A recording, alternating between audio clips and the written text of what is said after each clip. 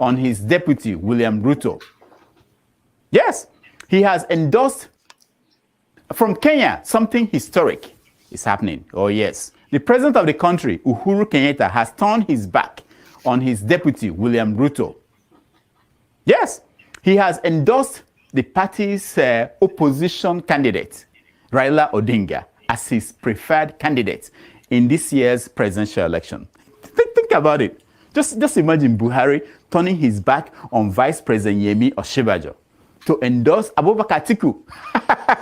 What? Neguo. Naka iguithania nanie. Niona muthenya uria ndathire Harambe House mundu wa mwico kwaraniria nake ni uria tuikaranagia nake. Ngimwira ndathire na ni tukugeithania na muthuri uyu. Na gitumi ni undu wa giki. Yes.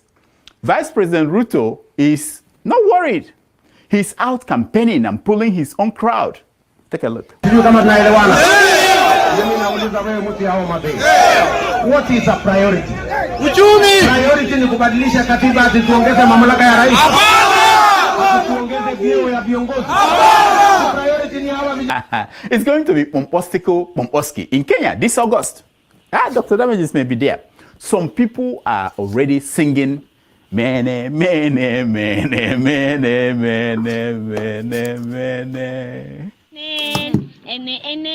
Groshi is a glory, Angoli, I wanna give us. Oh, Lord, the one in man, you are to our Lord.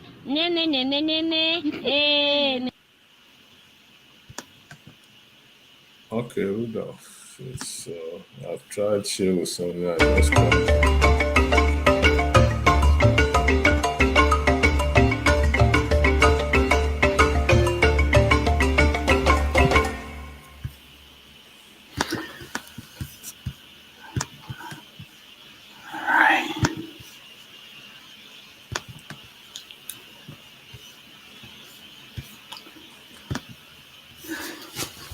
Kenya's Vice President, William Ruto, has assured his compatriots that he and President Uhuru Kenyatta are not enemies.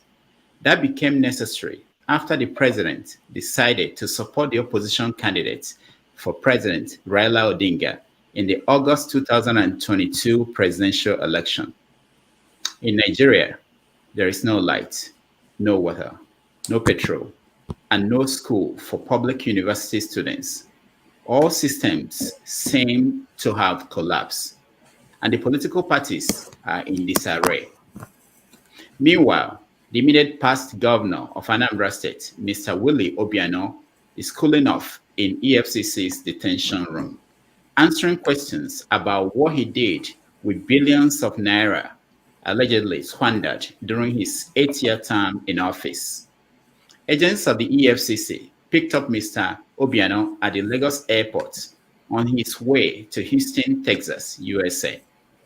It happened the same day his wife, Ebelechukwu Obiano, received a slap in an altercation with Bianca Ojukwu, the wife of the former Biafran leader, Chukwuemeka Odimegwu Ojukwu. It is 11:30 a.m. in New York. It is 8:30 a.m. in Vancouver, British Columbia, Canada. It is 6:30 p.m. in Nairobi. It is 4:30 p.m. in Nigeria. Wherever in the world you're joining us, welcome to another edition of 90 Minutes Africa.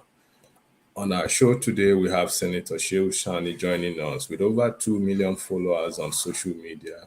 He's a leading progressive voice from the northern part of Nigeria.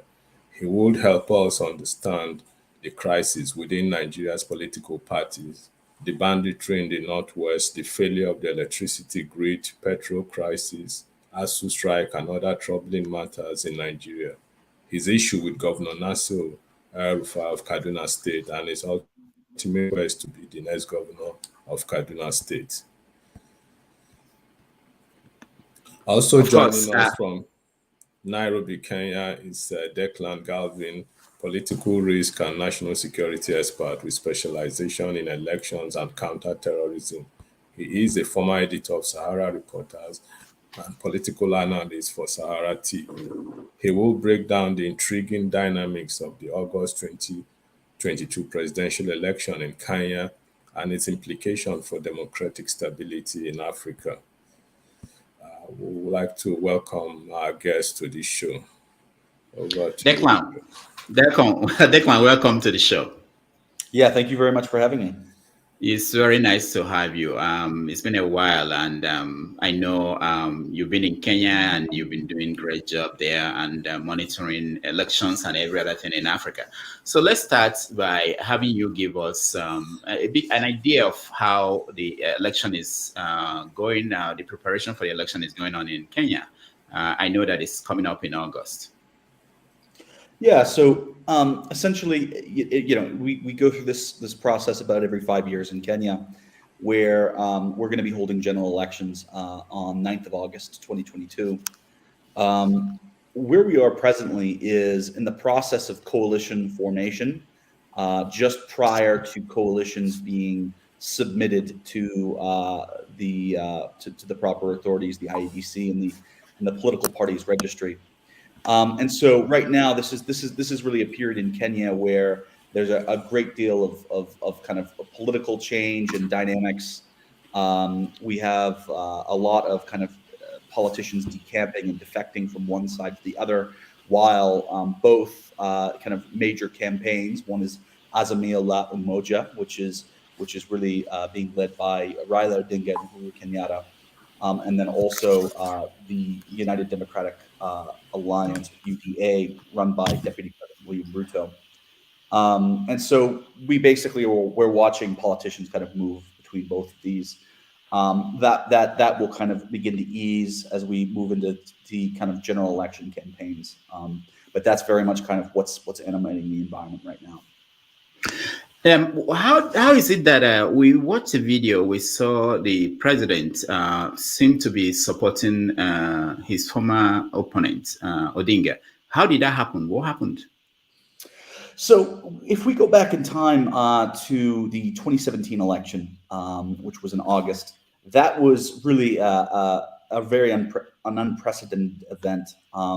We ended up experiencing a situation where the Supreme Court overruled the IEBC ruling for lack of procedures, and then what we ended up getting into was a situation where we had an election, and there was a great deal of frustration and worry in the country at the time, and that had carried over into 2018 when there was finally a political truce between, in this case, Uhuru Kenyatta and Raila Odinga. And that political truce, by the majority of accounts, ended up alienating the deputy president. And it became clear that a kind of political alliance was forming between Raila Odinga and Uhuru Kenyatta, and that more or less it was what we call that handshake that really started initiating presidential campaigning. So it's like we've been in a campaign season since 2018. It's as though we never stopped. So that's kind of a little bit of the history, and it's only kind of gotten more fraught and troubled since then, particularly between Uhuru Kenyatta and his deputy William Ruto. All right, thank you so much, Declan. We have to hold off. I think our first guest has just joined us, Senator Shehu Sani. Senator, welcome to 90 Minutes Africa. Thank you for having me. Yeah, it looks like you're in a car. Are you driving? No, I've been driven, but in a short while I will be fine. Okay, all right. Thank you so much for joining us. We are glad to have you, and we sent out several questions to our audience, and they have a lot of questions for you. But let me go to Chido. Chido, start us with the questions. Thank you very much, Senator, for joining us. The first question we have would have to do with the insecurity in the Northwest. I mean, it's a national crisis, but because you're from Kaduna State, and also the assumption is that you understand northern Nigeria perhaps more than many people who talk about the region. We would like you to give us a quick assessment of what the situation is presently, then perhaps talk about the question that many people are asking in terms of state police, whether you think that has that's a sign of a kind of solution to the current crisis? Well, thank you for having me again. Well, as you know,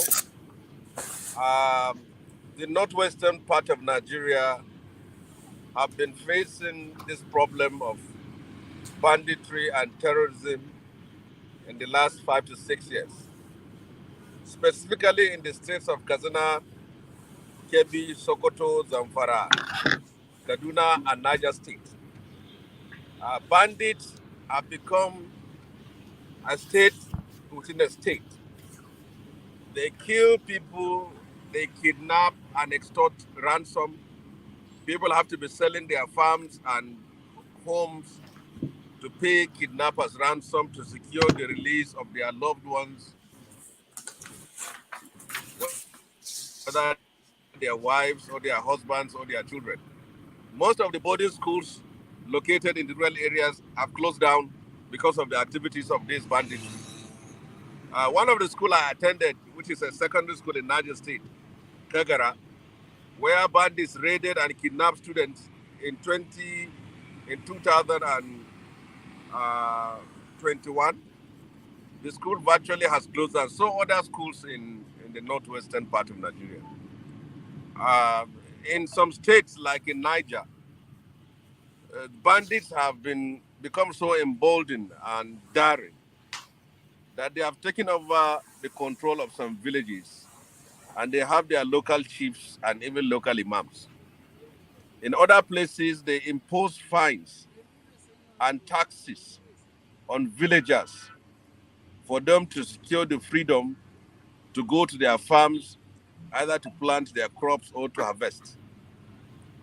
And sometimes they send notices to villages that is either you pay a certain amount of money or we are going to come and raid such village. There is even a competition between bandits and terrorists. People think of bandits and terrorists as the same, but the difference is that bandits are only engaged in attacks and collection of ransom, while terrorists come with religious preachings. They indoctrinate their victims and try to recruit people for their own version of what is they call jihad. So sometimes they compete for space as far as the two terror groups are concerned. In some places, some villages have been so caught up that you can't go in or come out because of these bandits. So in Kaduna State, where I'm granting this interview now, you cannot move out a kilometer outside of our state anytime after 8 p.m. without the fear of getting into the hands of kidnappers.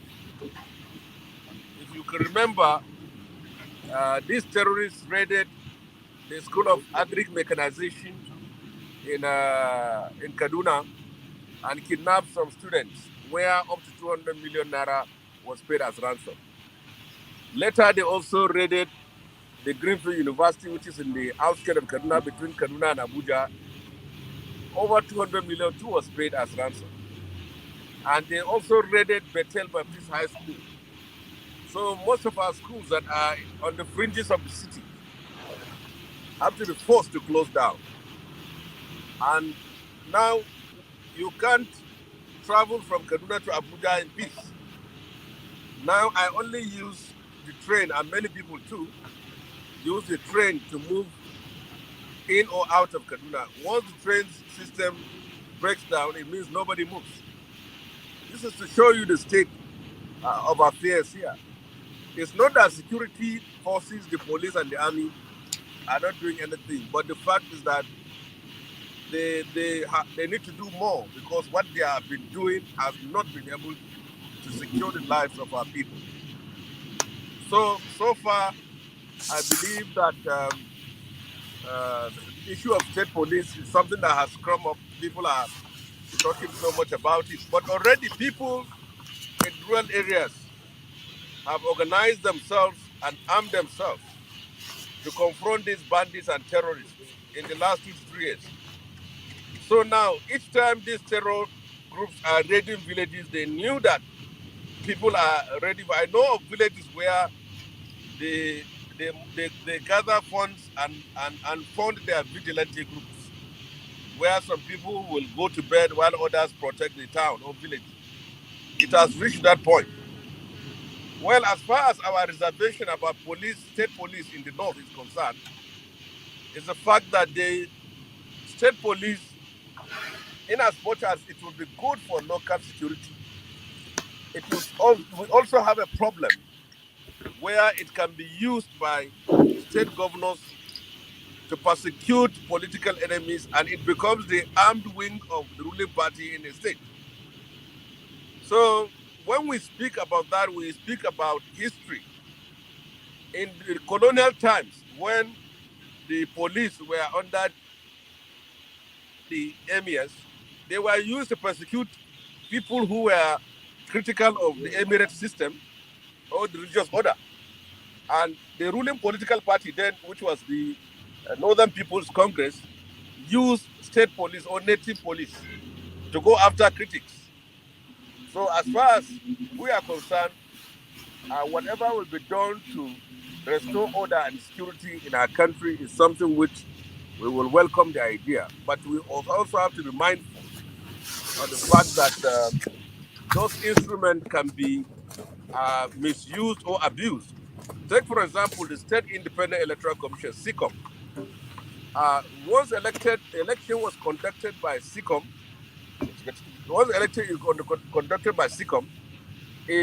normally the state government makes sure that all its candidates wins the election from local government chairman to the councillor. So we want security, but we also want a situation whereby such apparatus of the state in the control of state governors does not become an instrument of oppression and persecution. Now, Senator, let me ask you, because you sounded like a Buhari here when you said that that more needs to be done by the security agencies. And people are dying every day, and you acknowledge that. People are really not living any quality life in the area. Is that enough? Is that what we're going to be saying and repeating? Can't something else be done? You are going to run for governor. You could be the next governor of Kaduna State. Will you be saying this to the people of Kaduna State who are suffering and dying, and that more should be done by security agencies, that, we cannot have state police because in the past it didn't work? Are you saying that we have not grown, we have not evolved, that the world of today is the same thing as what happened in the 60s? Or are you saying to people, I'm looking at comments that people are making, are you saying to them that we don't have any mechanism to deal with the excesses of what the state police could do for people who might be in the receiving end? What are you telling people? Can you explain that more? Because people are questioning, are we going to be static, do nothing, and let the same system continue, the same process that has not served our people? Well, first of all, it's a fact that I'm aspiring to be the governor of Kaduna State. But if you ask me of what needs to be done, I have a set of solutions. For example, now, you cannot fight the 21st century crime with a 20th century strategy. The security instrument in Nigeria today lacks the technological ingredients to tackle the crimes of the 21st century. Many of our police stations and police formations in the country have been so underfunded and under-equipped, even the ones that belong to the federal government. We still operate a system whereby police mount checkpoints, stop vehicles, flash torchlight on your face, tell you to on the inner light and open boot, and then you move. Now, you can't solve terrorism with this. You need security cameras, you need drones, you need intelligence gathering system All this is lacking. Go to a typical police station and see. They don't have operational vehicles. They don't have communication gadgets. They don't have motivated personnel. Many times, when victims of terror or kidnapping call on security agencies to intervene, they will tell them that we don't have functional vehicles to go and tackle such problems. So I believe that if I'm going to work, the first thing is to use security votes for security, not for politics, because that is what is being used now. Security vote is being used, shared to politicians, political parties, start word as large as. Now, this is what happens. Secondly, villages and towns, there is what is called vigilante groups. These vigilante groups have been doing better work even than our security agencies. All they need is support, funding, and equipping them, because the terrorists fear these vigilante groups. In the north, we have 4 types of vigilante groups. In our local Hausa language, we call it Ensake, or Ato Dagora, or Yambanga, or we call them civilian GTF. These are forces that were established by the people to confront these terrorists, and they have been doing a good work, though the fact that many of them have been paying the ultimate price with their lives. So that's what I'm saying. I have not stopped anybody from advocating for state police, but what is tenable in your state? If in your state you think you have a governor who will use state police justly and fairly to everyone, I have not stopped you from it. But I am talking to you from my own state and other states in northern part of Nigeria, which I know. I, for one, will not accept a police force that is directly in control of a state government. I believe that the very day state governors have the control of the police, you can't even post critical comments on Facebook and Twitter, all the people who are making comments. I know it very well. And who are going to be the police force? They are going to be supporters of the governor. I am a politician. I know that is what happens. Once you have a police force, who are going to be recruited into the police force? They are the ground political forces of the governor. They are the ones to be simply given uniform, and then they will be empowered by law and to act. So I didn't say that any person, if you are from River State or Cross River or Imo, anywhere, you think state police can function for you. But I know very well that in my state, if I going to be an opinion poll today, people are not going to accept state police for a number of reasons. My state is heavily divided between Muslims and Christians. Muslim in the southern part of the state and Muslim in the northern part of the state and Christian in the southern part of the state. And I can say that an opinion poll that will be conducted here, many people will say it is better we have a federal police force where the commissioner of police know that he can be restrained by an IG of police in as much as whatever the governor wants to use him for at any point in time. So I speak from my own environment, and I don't stop anybody from speaking from his own environment. So we all differ in terms of experience. Yes. Thank you very much. Just to follow up specifically, are you saying from your own experience that Governor Nasir El-Rufai are you citing him as an example as a governor who will use the advantages of state police? And secondly, because of that, then if you do not accept the idea of state police, tomorrow you could become governor, as my colleague said.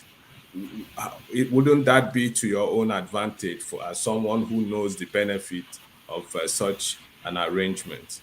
Are you calling out Governor Nasir El-Rufai specifically as somebody who whose actions are not amenable to the tenets of state police? Let me tell you. You see, many governors, when they are in power, they want state police. But by the time they are out of power, many of them, their views changed, especially when they start having problems with their state government. He may be in power today, he wants state police. After May 29 next year, I take over Kaduna State. You ask him his views, should Shehu Sani be in charge of state police? I don't know whether he will say give him all the powers to control state police. So I have met many governors. Many governors I've met them, and we discussed. They support state police while in power, and out of power, they don't support state police. And another, on the reverse, is when they are in power, they are opposed to local government autonomy, they are opposed to judicial autonomy, they are opposed to legislative autonomy because all the powers they wanted with them. By the time they are out of power, and then they have problems, you will see their views will change. That why should the governor be given everything? There should be the autonomy for judiciary, autonomy for legislative, autonomy for state assembly. So you can see how people, when their views about law, when they are in power, is simply how that can reinforce their seats, reinforce their position, and give them more muzzle for them to be able to muzzle other people. But we have seen it. He is an advocate of state police today. But I believe that will not be the case when someone who will take over. Because as of now, even when the police are under the federal authority, you can see how some of them are still being misused. But when the commissioner of police wants to take an action that is unlawful under the directive of the state governor, he will be mindful that he has an inspector general of police somewhere that can take that can regulate him and penalize him if he goes wrong. I have seen sometimes, even in my own state, where a governor and a commissioner of police will disagree on issues. For example, some years ago, there were killings in Kajuru between the Fulanis and the indigenous Adara people. So the governor of the state said the number of people killed were this figure. The commissioner of police came and disputed it and said that is not the case. This is the case of the people who are killed. Now, if he were an appointee of the state government, that can never happen. It can never happen. So as far as I'm concerned, we are secure. We are safer, not secure. We are safer when the commissioner of police can be restrained from somewhere than everything begins and ends. And if you also want state prison, when you give them state prison, you give them state police, okay, the opposition party and social media people will fill the prisons. Each time you write anything or post anything against them. But now, there is restriction. No matter how little it is, somebody is there. That is why elections conducted by INEC is more credible than election conducted by SECOM. SECOM is under the state government. The chairman of SECOM is an appointee of the governor. The employees and officials of SECOM are all employees of the governor. So when election comes, everything, they are just given directive. This is what you should do and deliver. But governor of a state cannot call the residents INEC officer in his state to even come to his house. Now, it's not possible. And when they are conducting elections, they will do it as an independent electoral empire. No matter how that they rig, but it's not as much as dirty as is under SECOM. So I'm talking, whatever I say, I'm speaking from my own experience from here. But when I'm talking of here, I'm talking of Kano and other states that are also in northern part of Nigeria. Take, for example, in Kano State, there was problem between Kwankwaso and Ganduje. And then when Kwankwaso was denied entry into Kano for almost 2 years. We're in the Senate. And he has to muzzle forces to come in. Now, if Ganduje has a state police, how can Kwankwaso ever come to Kano State? It's not possible for him to do that. So, I believe we come from different parts of the country, but the part of the country which I come from, we are being very careful not to tie ourselves down. Thank you very much, sir. Still on this topic, maybe on the last question here. You are a progressive. You've been very active in the progressive and political evolution of Nigeria. We are a federal republic, and the idea is that we are a federation. The country was founded on the basis of federalism. People have talked about true federalism and restructuring. Some of these comments you're making, is there a sense that you think that they run counter to the tenets of a federal republic? Should we continue where we are now, or try to expand the frontiers of our federalism and try it out and see what is possible? We cannot, because of the attitude of a few individuals, restrain our country from developing. What do you think? Well, I do know, of course, we are a federation. Everywhere we should be able to advance. But I will give you a typical example. In Kano State, some few days ago, last week, I visited the Hizbah, which is the Islamic police established by Kano State government to monitor the morals and other issues about religious laws. Now, that Hizbah, part of their own duty is that they don't want anybody to sell alcohol.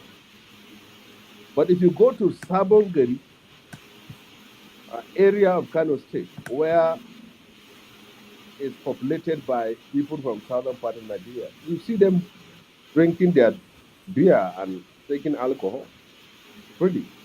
And you can't move there because the federal police guarantees their safety and security in those places here. In Kaduna State today, being Christian and Muslim state, though majority Muslim, I don't think the Christian side of the state, many of them will agree that the governor of a state should be in control of the police force when they knew very well that it can also be abused in quarters. So as a federation, I 100% agree. States should be allowed to exercise their powers as a component unit of a federation. There is nothing wrong with that. But there are areas which I believe we are still not yet mature enough to handle. And as far as I'm concerned, that is one area. The level of things, I don't think, I've always said it, things you need to practicalize it to know the implication of it. People who will be reacting to this know very well that just simple idea of posting criticism.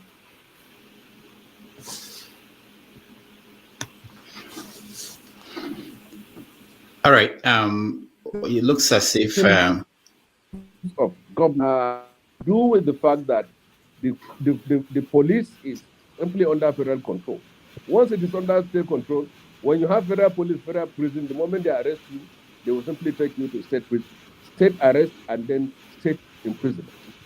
So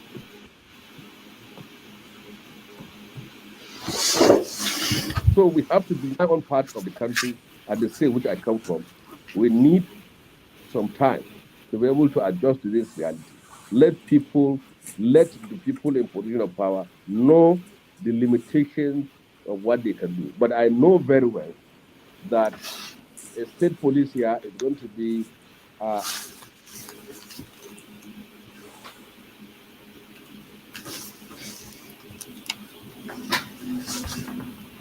All right. It looks as if And it's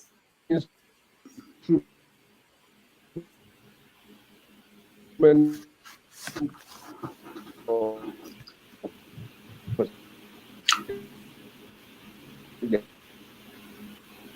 okay.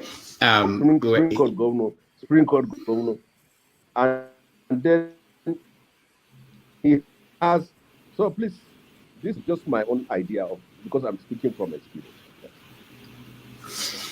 All right. Thank you so much, Senator. Let's look at the other issues, because it looks like whenever an issue comes up in Nigeria, there is this divide between the approach, the way a particular part of the country will prefer to handle it compared to the other part of the country. You can hear me, Senator? You can hear me? Can you hear me, Senator? Okay, hold on. Let's see. Okay. Senator, can you hear me? Yeah, he should hear you now. He should hear you now. Senator, can you hear me? Yeah. Okay, good. All right. Thank you so much. So what I wanted to get to is, if you look at something as simple as the national grid, the idea that there are some aspects of the economy or the life of the nation that a state is not allowed to get into because of the constitution that we have, which a lot of people have condemned and said that with that constitution that the country is not going to achieve any legitimate sense of a federal structure. You were in the National Assembly, and you spent, I think you were there for one term, and when you look at the constitutional amendment that has been going on, I think they are rounding it up. What do you think is the reason why you cannot get the country to agree in what you are saying, which is that certain things cannot work in the north, certain things can work in the south, that the nation should be able to allow the people who feel that they can have state police to do so, the people who feel they can have their own grid within their own region, that we don't have to have this big structure that has not worked for anybody. And if you think about it, even the arguments you were making about state police, we can look at other countries where they have that structure and it has worked for them. Have we tried? Because if you have a state police, the federal police is going to be superior to the state police. And if there is a conflict that must happen in some cases, the federal police will come in and be able to intervene and stop even a state government from using a state police to intimidate opponents. I'm sure that he's not hearing me, but Chido, this is something that I think we have to have a conversation around, because we cannot continue to do the same thing that we've been doing since independence, and we are not getting anywhere. Yeah, I agree with you completely. I think that my sense is the lack of clear understanding of how this process works. There is a sense in which those who oppose state police think that once you have state police, they have the ultimate power to do whatever it is they have to do, then not being under the control of a superior police force. So again, just like the argument for restructuring, I think sometimes it's the way people pose the question. It's the way people try to frame it. A lot of people do not have a clear understanding. When you say you have state police, there are limitations, and that the states, even it's not just state police. Then when you have state police, you can have local government police. Just as the state police will be under the ultimate control of the federal police, the local government police would also have to be under the control of the state police. But what it then means is that they are first line responders to issues that happen within their locality.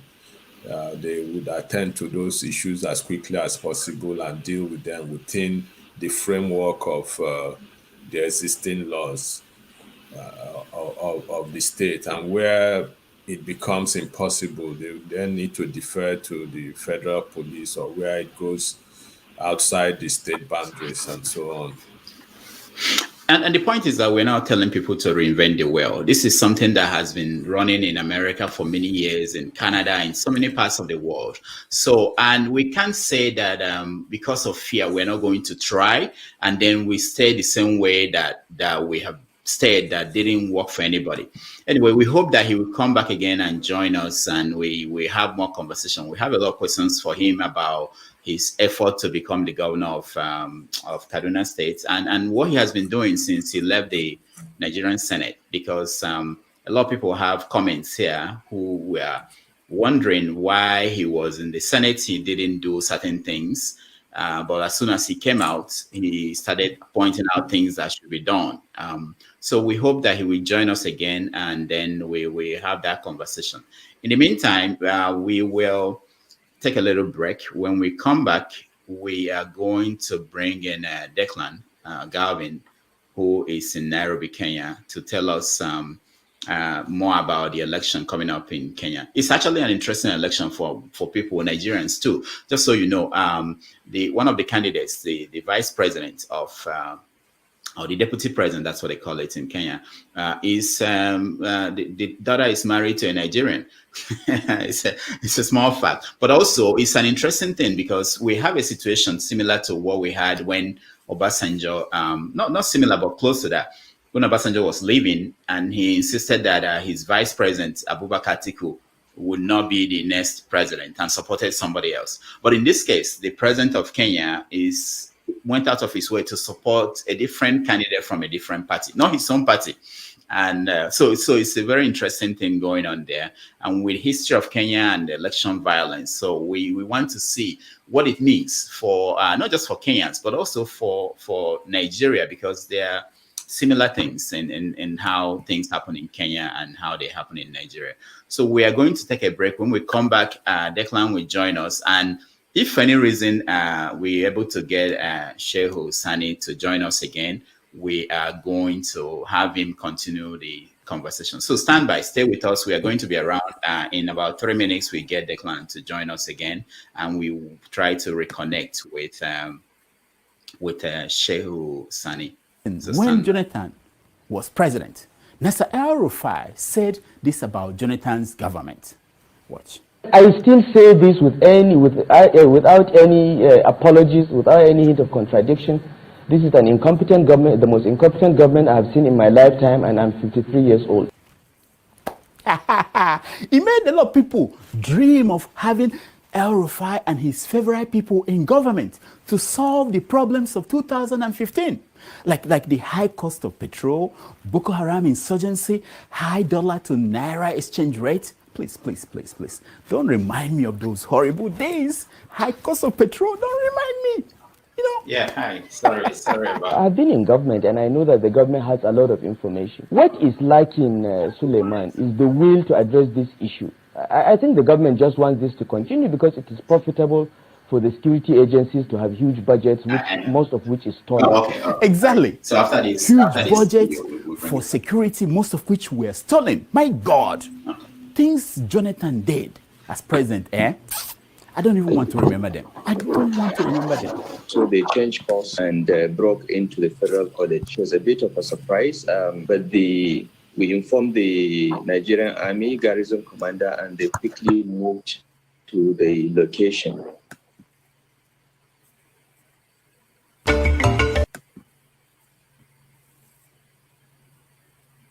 Hello.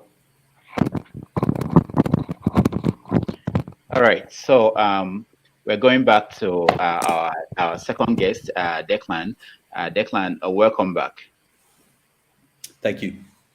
Okay, so when we left off before Shehu Sani joined us, you told us about the situation in Kenya, the candidate, and how the handshake led to the president supporting Odinga.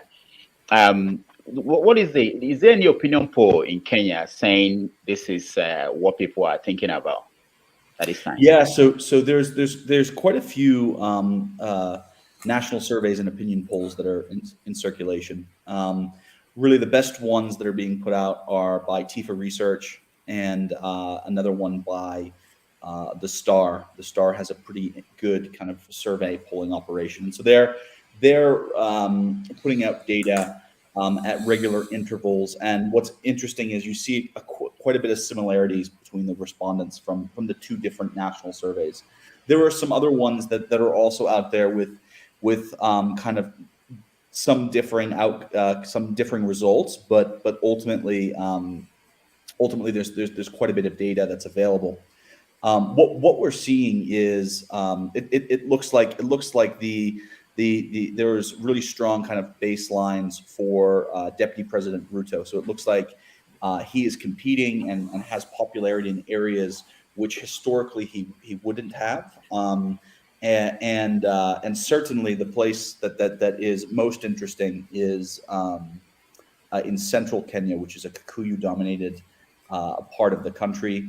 The Kikuyu community, President Uhuru Kenyatta is from the Kikuyu community.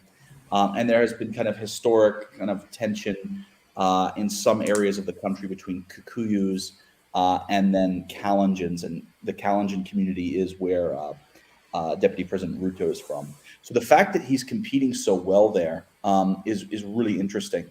And then on the topic of some of these national surveys and polls, the Daily Nation, which hasn't been shy about aligning itself with Raila Odinga and Uhuru Kenyatta, they put out a poll recently, and they had ostensibly all of central Kenya, all of the Kikuyu-dominated parts of the country, as fully within Ruto's kind of line in terms of where they anticipate him winning. So that's really interesting. That's one of the more interesting kind of outcomes of some of these polls. So does it mean that ethnic politics in Kenya is shifting? We know that in the past there were conflicts between the Ruto's people and the Kikuyus, and which was solved when they came together. Uhuru Kenyatta and Ruto came together and ran under one platform. So are you seeing a shift in that arrangement? So yeah, I think the way I would put it, Rudolph, is that it's manifesting more clearly than it has in the past, and that's because I think that people can sometimes just go into a default position when they look at Kenyan politics and say it's all about tribe, it's all about ethnicity, and that we've been doing that for so long that I think people have missed quite a few indicators or emergent trends which demonstrates that the country is not as tribalistic as it sometimes kind of thinks of itself, and then the way it's also talked about. There's no question that tribalism is an issue. There's no question that tribalism is a strong feature in Kenyan politics. But it is simplistic to think that Kenyans vote only through the prism of tribe and not kind of the constellation of other local, social, economic, political dynamics, because this is a very dynamic country. So if Ruto were to win in August, it would be the first time in Kenyan history where there has been a sustained multi-ethnic campaign that resulted in a presidential winner. To be sure, there's always people from every community in Kenya have supported one politician or another. But if Ruto were to win, particularly with the strategy and the campaign plan that he has, it means that he's able to raid these different regions of enough votes and cobble together a victory, and that's very kind of interesting from a political history perspective. Now, what about this? Oh, okay, Chido, you come next. Okay, let me follow up this. What about the corruption issue? Because in the media, he's portrayed as someone very corrupt. And how did he overcome that? Are people not concerned anymore? Because that's one of the points that I think the president is making, why he's not supporting him to be the president come 2022 August. Yeah. So I kind of hate using kind of American politics as a reference point for political dynamics in Africa. However, this race does feel a little bit like the 2016 presidential race in the United States between Hillary Clinton and Donald Trump, where there's two candidates that everybody are kind of familiar with, and you've got kind of Trump, who is kind of this outsider, and he is a billionaire. He's extraordinarily wealthy. He doesn't follow kind of the normal etiquettes, and people love him for that. And I feel like Ruto can be kind of similar in the sense that everybody knows he's corrupt, but they use the excuse, okay, he's corrupt, but they're all corrupt, right? They'll say that about Trump. He might do, he's a liar, but they're all liars. So what's the difference? And so because people have that kind of that opinion of the political system in Kenya, they oftentimes will they kind of make an excuse for it. And the sense is, or the belief is, that even if he's corrupt, that kind of the opportunities may be distributed in a different way, and that people may actually benefit from that. Because what we have, much like the United States, but in Kenya, it's particularly poignant here, is there's a lot of people who are alienated from the state and alienated from opportunity. And I think that that's very much what this particular election is about. It's about becoming more involved and having more benefit from the government and country that you're a part of. People feel left behind, and I think that they're looking for avenues to kind of belong a little bit more. Okay, Chido. Yeah, thank you very much, Galvin. I'm just going to, you're familiar with Nigeria. You edited Sahara Reporters, which focused mainly on Nigeria. First, I'd like to get your take on the responses from Shehu Sani to some of the questions we posed. Unfortunately, we didn't get to go through all of that. Then secondly, to what has happened in Kenya with the president going beyond his vice president or deputy president to support somebody else. And Rudolph talked about the similarities between the Nigerian situation. And I'm wondering, it seems to, it could embolden people like Muhammadu Buhari in as far as next year's presidential election is concerned. The vice president in Nigeria hasn't declared interest to run, but at least we now have a reference point in case Buhari decides not to endorse Yemi Osinbajo as his successor in Nigeria.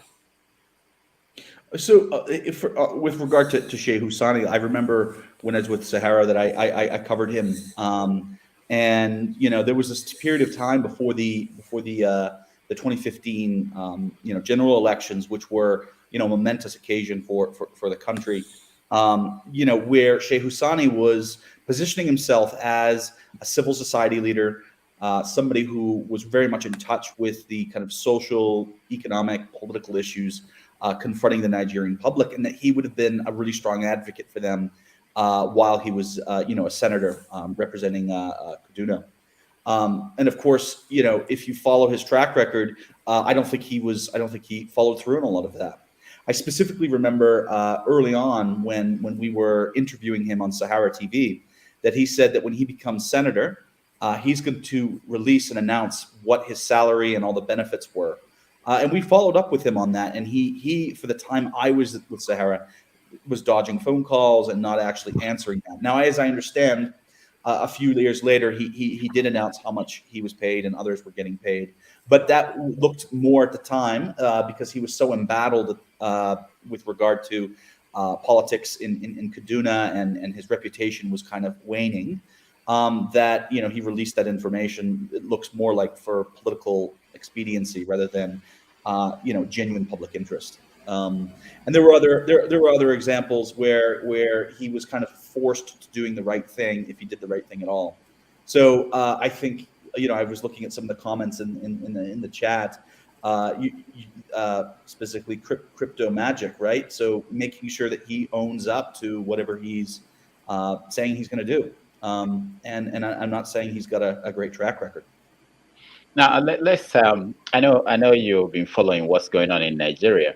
I want to ask you your opinion on the fate of Dino. You are one of your former friends, very good friends. How he ended up being on the side of things, Yes. and then of course Shore and his revolution. Now, what do you think about? Maybe before you get to those questions, the second part of my question, Okay. the Uhuru The, so, so, example. so Cheeto, About, can you just paraphrase that second one again? I know it was no, about endorsing or not endorsing. yeah, so I'm saying that Uhuru has left his deputy and endorsed somebody else, and I'm looking at the crisis within the Nigerian political space. The vice president in Nigeria hasn't declared. Nobody is sure if President Buhari would support him, at least for now. But I'm saying that perhaps Uhuru has laid down a precedent for Buhari to point to, that for citizens, Nigerians to look at and say, well, after all, it happened in Kenya. Is there a way this could have some reverberating effect on the eventual outcome of the candidacy in Nigeria? Yeah. So look, fair question. I think a follow-up question to that is Muhammadu Buhari even paying attention, right? I don't know where his frames of reference or his anchor points are in order to make decisions, right? If you look at kind of the administration, Buhari's administration, since he came in, decision making was slow. It was unclear kind of where his priorities were, what he was doing. He came in campaigning on solving this war with Boko Haram, and fighting against corruption. And I'm not sure what scandals are specifically attached to Buhari himself, but there, and correct me if I'm wrong, I haven't seen any evidence that Buhari has shaken up the cabinet. It looks like the same people that he put in 2015 or 2016, because he was late with the appointees, are more or less still there. And so I don't know if Buhari is actually paying attention to how Kenya is managing or handling it. And so, yeah, and then with regard to whether he's going to endorse Yemi Osinbajo or somebody else, who knows, and how big of a deal would his endorsement actually be? I don't know. Now, answer the question about Dino. What you watched the rise and fall of Dino, and you encountered him when you were at Sahara. What is your impression of what happened to him? Were you surprised? Look, so I mean, Dino is a clown in his own circus, and so he bounces back. He kind of does his thing. He's not a credible guy, and the most impressive thing is that he just managed to kind of keep rebounding back, and that so I mean, I remember that when I was following it more closely, he like jumped out of a police car. He's running around in a neck brace. There's all sorts of, he says there's, all these assassins who are after him. And it's unclear the extent to which he believes those things, or if it's just political pageantry. So look, he's always going to be part of this absurd tapestry that is Nigerian politics. And so, yeah, I don't know. What's the latest on him? I may have missed a beat. He's a big critic of the government now, so we don't know. I think he may be aspiring to run for governor of his state. Sure. Yeah. So look, I mean, that was. I mean, he really does represent, in so many ways. He's kind of the most distilled form of Nigerian politicians, where of course he's going to just ride the coattails of whoever might be kind of prevailing at the time. So he ran his APC. He aligned himself more with Bukola Saraki. Buhari was just MIA for the majority of these things, and certainly didn't take any serious. I've never seen evidence of Buhari having any serious legislative agenda for the country, and so you have these characters just kind of running a riot. And you've got this colorful guy Dino with his boss Bukola Saraki. There was a time when him and Saraki had fallen out as well, but I think that they're back together. So. No, I think they're falling out again because Dino seems to be supporting somebody else for the presidency. Certainly not Saraki. So okay, yeah, he's made a video saying people where his allegiance lies vis-a-vis 2023. All right. Yeah. So we'll see how long he genuinely holds on to his allegiances. He's one of the nicest things you could say about him is he's just an opportunist. He's not a guy with a plan. he's just looking to just maintain his position in whichever way he can. So now let's talk about Omoyele Show, right? And his revolution now. What is your take on that approach to the Nigerian problem?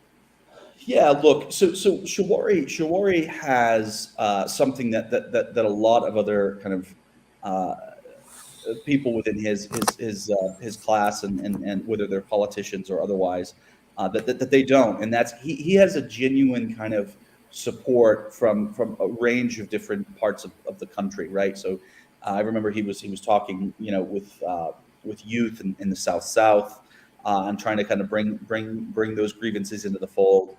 Certainly his time as a student activist at University of Lagos.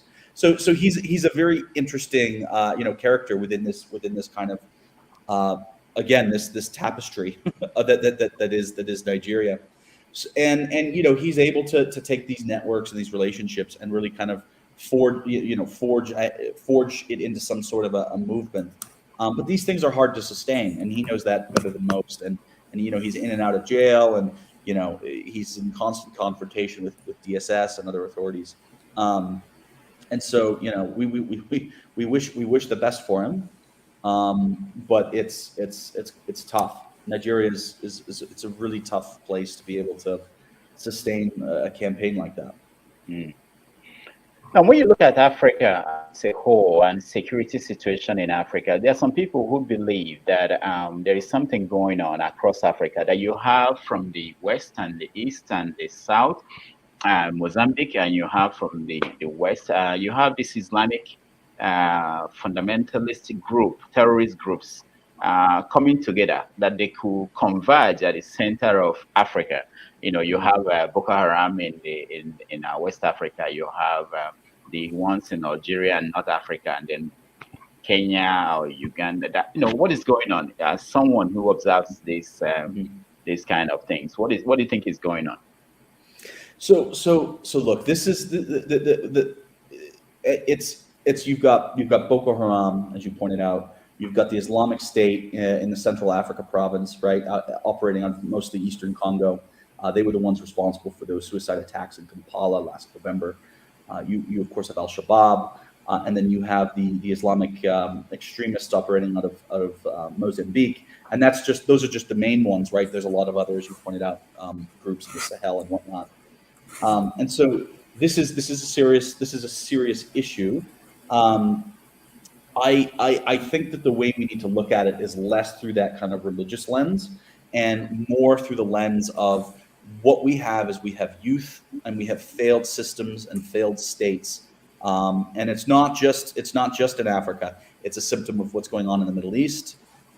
We have, if you look in the United Kingdom and the United States, you have people who are living in the margins, whether it's economically or socially, and people are looking for belonging. They're looking to be part of something. And there's a lot of reasons why people would want to be part of something. Maybe it's to actually kind of just be part of a group and have camaraderie. Maybe it's to have economic or social mobility. A lot of times, particularly in the with the extremist groups that I focus on the most, it's unmarried men looking to become marriageable, right? Which means having the right enough wealth to pay dowry, enough status to be desirable, to be able to kind of participate in these things. That's a real kind of social force. And so we really need to look at it through that prism, as opposed to kind of Islam, which is a little bit more incidental. Now, the issue with kind of some of these Islamic groups is Islam is a unifying device, so to speak, or a common trend throughout all of these. And so what you have is, particularly out of Central Asia and the Arabian Peninsula, you have financiers who are interested in advancing kind of this extremist agenda. And so they are looking and actively trying to develop linkages and support streams to these groups in order to bolster them more. And that's really where I think I'm kind of a growing concern that we'll start seeing more connection between these groups. We're already seeing connections between Mozambique, Al-Shabaab, and Islamic State in the Central African province. Those are facts, right? There's evidence. They've arrested individuals. Some Tanzanians were arrested recently down in Mozambique. Kenyan was arrested in Eastern DRC. And so we know that there are financial and personal connections between these organizations. Thank you. So you've painted a very troubling picture. I want to look at the situation vis-a-vis the political developments across the continent, but specifically in Kenya. So my question will be, what kind of impact do you think this security crisis would have on elections and overall in the political developments, first in Kenya and then generally across the continent? Mm-hmm. Yeah, so in Kenya, security is going to be one of the main kind of issues or topics discussed during these elections. We don't just have that issue of terrorism and extremism. There's a real big concern around banditry and cattle rustling, which I know if we were to compare the issue with banditry and cattle rustling in Nigeria to Kenya, you'd think that this would be a paradise. But Kenyans are deeply concerned. The violence is happening at a more rapid rate. It's more the ferocity of violence is escalating, and this is something that is a growing concern for the Kenyan public. We also have the issue of criminality and criminal actors becoming increasingly sophisticated, and so this is something that is kind of wearing down on the Kenyan public, and where you need government interventions and government coordination to manage these things. Al-Shabaab, Kenya is now involved in a war, right, against Al-Shabaab. Kenyan troops are stationed in Somalia. Al-Shabaab is committing terrorist attacks along the Kenya-Somali border every single day. Those attacks are escalating. When they have the opportunity, they like to target soft targets in Nairobi and kill civilians and foreigners. And so this is something that is also a major concern. But I don't see from a campaigning perspective any difference between Raila Odinga's approach to security or his security policies and William Ruto's policies. So there is a similarity between them, and that's not necessarily bad. But there isn't any kind of new or revelatory thinking on that. If we look at kind of, as you asked, kind of more broad across the continent, one of the first things that I mentioned, which is a driver in these kinds of insecurity dynamics, are failed states. And Kenya is one of the more cohesive, well-managed states compared to Mali, right? Central African Republic, DRC, Sudan, right? Sudan has had coup recently. It's basically, reinstalled a military dictatorship, and just given the division and the weakness of the state in Sudan, there's not going to be a lot of, I think, meaningful security policy to try to manage issues there. And so this is just a major issue. Human security remains a problem, and it takes a lot of push from kind of bilateral partnerships, particularly with the United States and certain European countries, African Union missions, as well as just better kind of coordination with humanitarian operators. That's where a lot of these that's where this gets managed, and it just doesn't, it's not looking positive.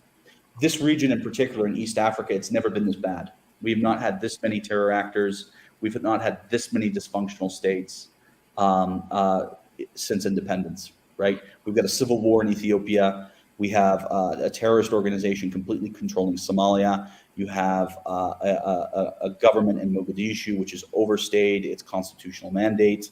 You have a coup d'état and a military, a new kind of military junta in Sudan. And in Uganda there is a new terrorist group that ADF, right? Yeah. I mean, Museveni is now very old. There's a lot of question about how you manage succession there. Like literally, it has never been this fragile. Okay, let me ask you, because we're going to invite our audience to join the conversation. So anybody who wants to join the conversation, you can click on the link and come into the studio. We'll let you talk to Declan, our guest, and you can actually talk about anything, including Shehu Sani, who was here before. But let me ask you, there are some people who believe that part of the solution to the African problem is to go back to 1884 and reverse all the structures that were put in place by the European colonial powers, that the states as we know them today, that they cannot survive. The tension is so high that African people must sit down on their own individually in every society where they are and decide how the structure that they want. What do you think about that? Do you think it's actually impossible? Or do you think that, because it doesn't look like, from your perspective, do you think there's any African country that is succeeding? So with regard to going back and redrawing the borders, I don't think it's certainly not practical, and I don't think it will help anything. I'll give you an example. Ethiopia, right? Ethiopia has been a basket case for decades. It's in the middle of a civil war. If you actually, this is a fact that most people don't realize. During the Berlin Conference, when Africa's borders were being drawn by colonial authorities, there were Ethiopian emissaries who were there, and they helped and provided advice on how to draw the borders for Ethiopia. Now, Ethiopia was there because it's the oldest Christian nation on earth, and and Ethiopia had long had diplomats to European capitals, and so they were actually, you had those representatives who were genuinely there and helped with that border, and if you look at Ethiopia, like that hasn't helped them, right? That's still an issue. And there's a lot of reasons for. I'm not trying to say that its borders are the only reason that's been an issue, but there's an example where that the issues that we see have less to do with the borders and more to do with how things were governed historically and then contemporarily. It's really, it just wouldn't end up being that practical. I don't think it would be good. The outcome wouldn't be good. There'd be more problems than there are. Chido. Yeah. So looking at all of this, and I would like you to give us an assessment of what is on the ground in terms of the electorate. What's the mood of Kenyans ahead of the August election?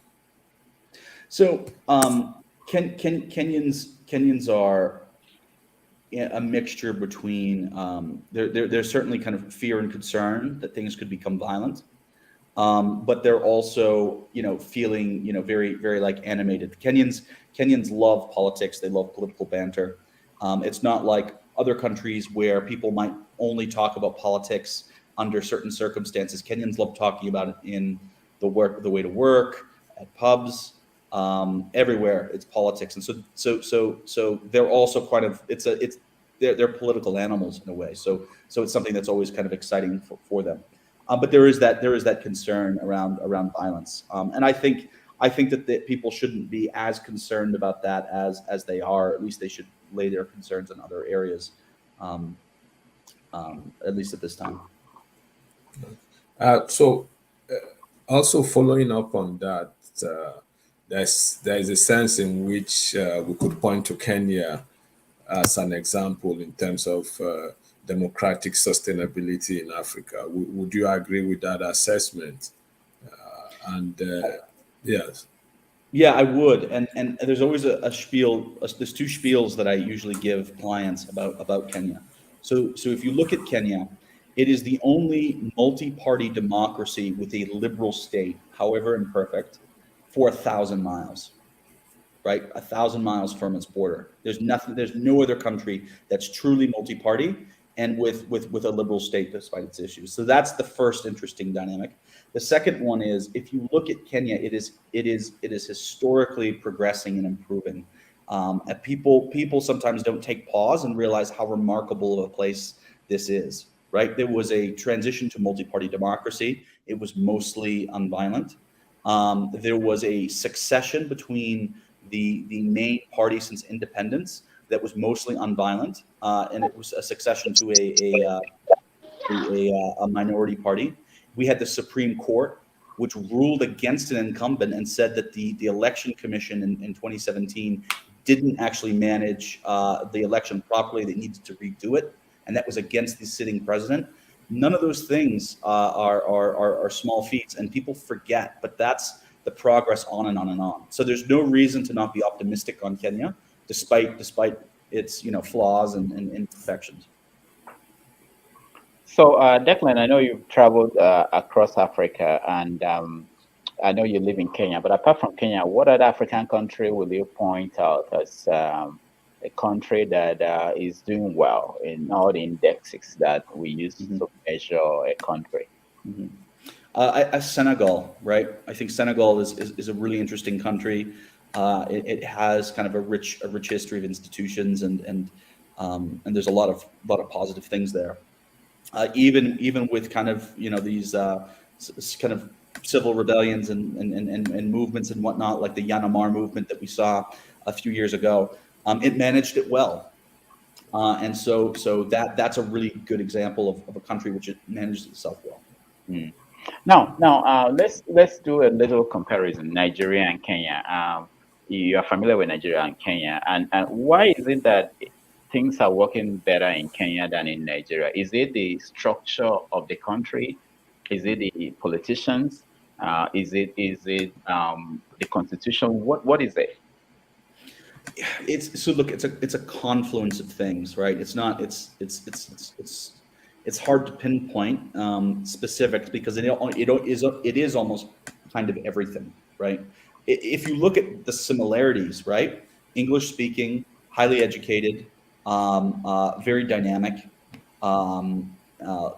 Nigerians, like Kenyans, really enjoy banter. There's a lot of kind of discussion and things. So there's a lot of these similarities which are not superficial, that they're genuinely kind of there. I feel like historically it was the oil wealth and how that oil wealth got managed in the 60s and 70s, because that all of a sudden built in these parallel institutions and ways to resolve issues in excess of the state.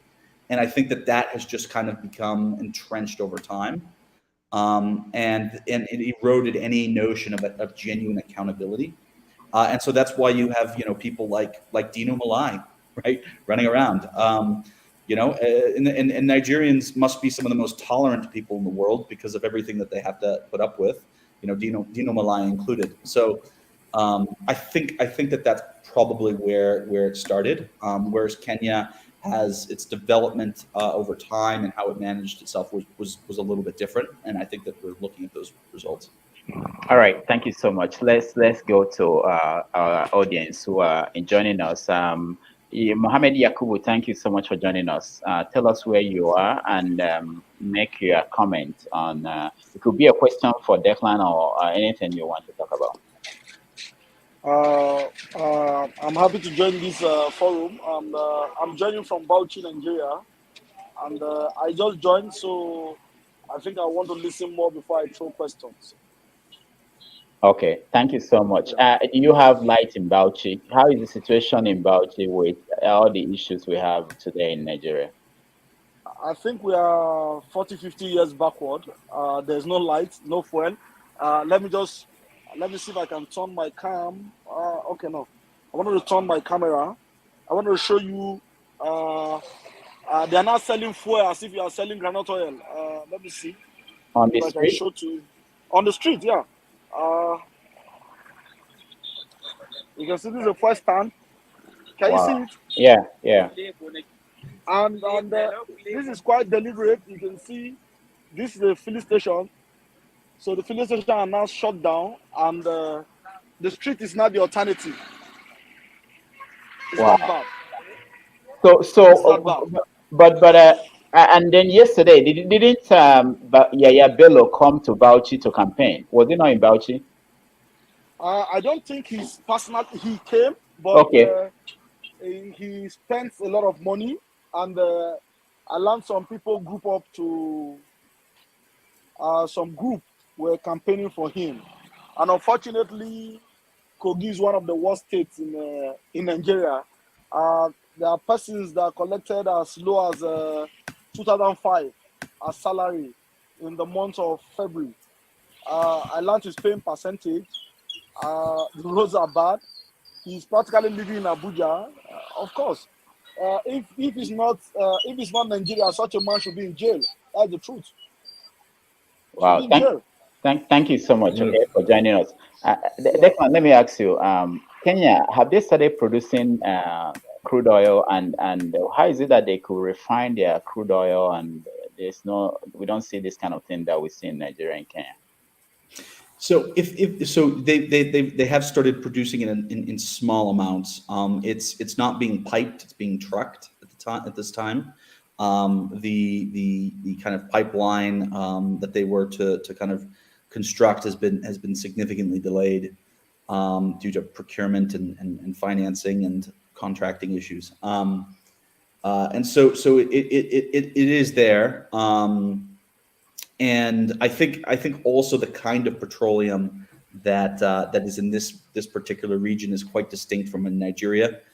So it's more glutinous here, and so it has to have different pipings and things like that. So it's just a bit of a different it's a different setup altogether. But they've fallen very, very behind in terms of exploiting that resource. Okay. Chido. Yeah. You are a journalist and now you're a researcher and activist. Just for journalists who are interested in covering the Kenyan election, planning to be there in August, do you have any tips? Do you have any tips or thoughts on what they should do? Maybe before you go to that, we could bring in one of our guests who just joined us. No, let him answer. Then we'll go to the guests. Yeah, go ahead. Okay, good. Yeah.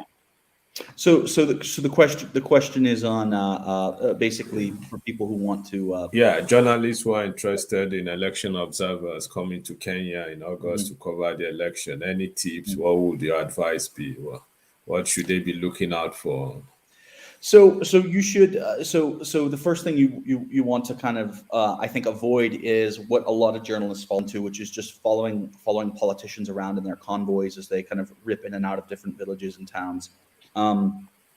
Look, really identify what your what you want to get across. Are you interested in the gender component to the elections, which is really interesting? Are you looking at a specific area or region outside of Nairobi in particular, and then prioritize that way, and then build up the relationships and the contacts? That would be my recommendation. Stuff to be looking out for.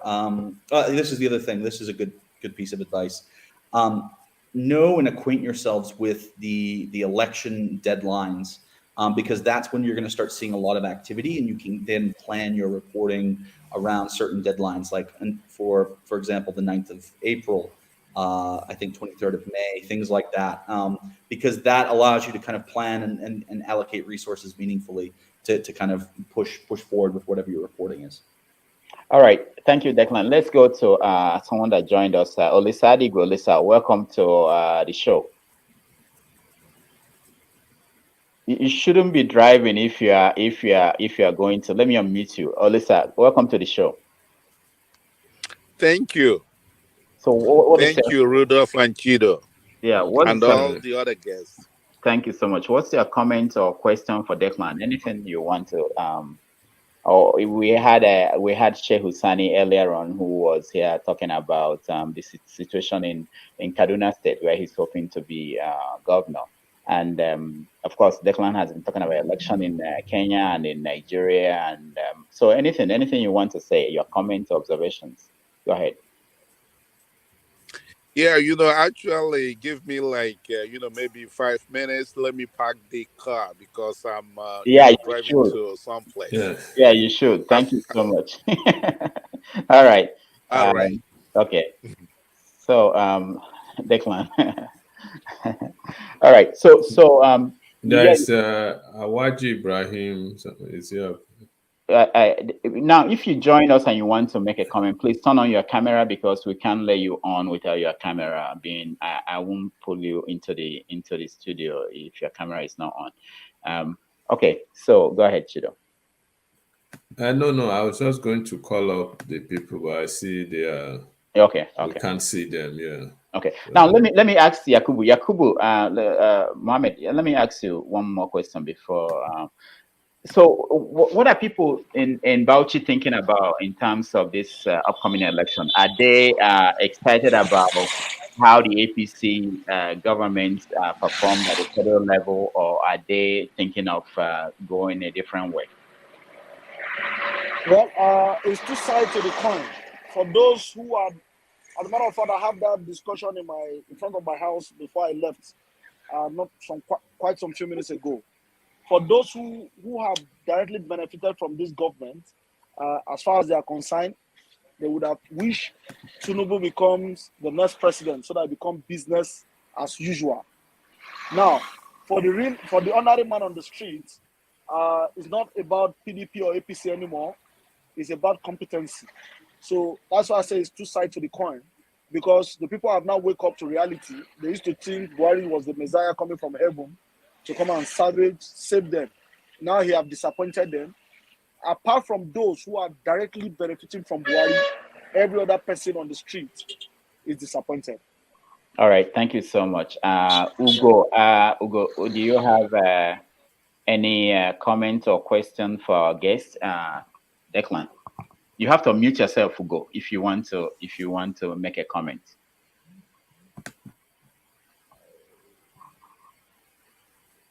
Are you, Ugo? Are you there? All right. Let me see for Olisa. Olisa Digwe, are you ready, or you are still driving? Yeah, Okay. I'm still driving, but about to park. Okay. All right. Declan, are you coming to Nigeria for the election, to cover the election in Nigeria? I presently have no plans. It would be interesting to do it, but I at the time I don't have plans. You don't have plans. Maybe it's giving you an open invitation. That's another. You missed your chance. That was Cheeto. These days I go to an office. I have a nice suit. I'm very well behaved. Chasing these politicians with camera crews and you have a day job now. That's good. I can't be doing that so much. I have appearances to keep up. You have plans to take care of. As much as I sometimes reminisce and remember those days, they may be behind me. Mm-hmm. Yeah, hopefully we'll be in Kenya we'll be on the ground in Kenya in August to be part of this historic elections. All right, I think we have Ugo back. Let's see if Ugo is ready to comment. Ugo, welcome. Ugo, are you there? Okay, Ugo is not. Okay, Olisa, are you there? Well, I'm here. I think, the first comment I should make is this. I think it'd be interesting if you will come to Nigeria to cover the election of next year. We're looking forward to seeing you in Nigeria to do justice to the election. So I think it's an open invitation for you to consider, coming to Nigeria. We will very much appreciate your service if you do. It could be a good time. So thanks. So Ugo, are you available? We have just 3 minutes to go. You may have to let him in, Ugo. He's in. Okay. Okay, sorry guys, I'm sorry. I think my phone internet connection has been going on off. I'm sorry about that. Where are you, Hugo? Where are you? From California. California. Okay. All right. So, have you been following our conversations, and do you have any comment to make? I do, even though I just came in retreat. So the little bit here I was impressed. So I want to encourage you, Dr. Damages, for what you're doing, and to my friends that are here. Thank you guys so much for what you are doing. So really appreciate that. So thank you very much. We appreciate your participation. We have just 2 minutes. Maybe somebody asks Malaki also. I wish I'm sure that the election would hold, and I'm sure they're talking about the elections in Nigeria. Maybe as a way of rounding off, perhaps Declan, if you can give us your take in response to that. There are concerns with what is. Chido, can you hold on, please? Declan, you get that question, but let me. There's something interesting. I think we need to get to a little bit. Olisadigo, I know Olisa to be from Oka, and I wanted before we go today because most people might want us to mention it. That what happened in Oka on Thursday. Olisa, that's your hometown. Can you briefly give us your take on what happened in Oka during the swearing in of the governor, the new governor of Anambra State? Well, I've seen the clip, the tapes, and I've seen what happened. I think it's a very low moment for all the politicians and political establishment in Nigeria. Such a thing, why some people are applauding it, I think it's a very degrading and low moment. Nobody should slap anybody. Nobody should also get in front in the face of anybody else. Things should be done in a civil manner. If there is any dispute, it should have been resolved instead of resulting to physical violence, which I consider that to be. All right. Thank you so much. Declan, you can then round us up. With regard to if the election is going to hold in general, and everything in general. Just do a roundup. Yeah, go ahead.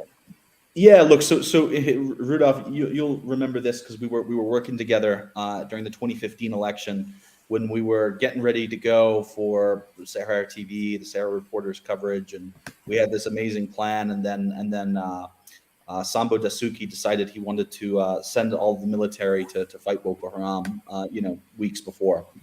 And so the whole thing got scuttled, it got delayed. So never rule those kinds of things out because they can certainly happen. In Kenya, it's a bit more difficult to do something like that. There is a little bit more adherence to kind of the Constitution, and the election date is enshrined in the Constitution. So it would take a really significant issue to be able to make that excuse to move the election in Kenya. All right. Thank you so much, Declan. Thank you, everybody that joined us today. We appreciate all of you. And we want to make sure you know that we are going to come back next week with a different guest. In fact, we have a guest for next week, and we announce it during the week. And so stand by and keep watching our programs and our show. You can also go to Facebook, YouTube, and continue to watch it if you missed any part of it. Chido. Thank you, guys, and we appreciate your participation. Follow us on our social media platform, 90 Minutes Africa, on Facebook, YouTube, Twitter, and Instagram, and kindly share. We look forward to continuing the conversation next week. Thank you very much. Thank you. Thank you.